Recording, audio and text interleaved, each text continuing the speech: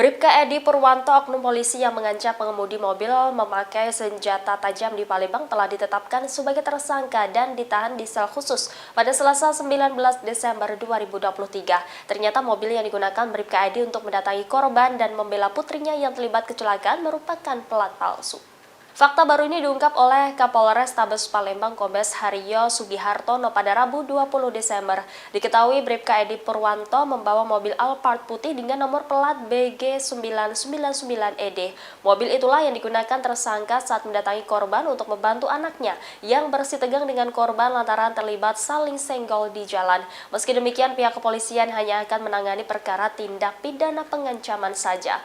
Lebih lanjut, Haryo mengatakan bahwa putri Bribka Edi juga belum memiliki surat izin mengemudi. Pasalnya putri Bribka Edi itu masih di bawah umur. Namun Bribka Edi sudah memberikan izin putrinya untuk mengendarai mobil tanpa pengawasan.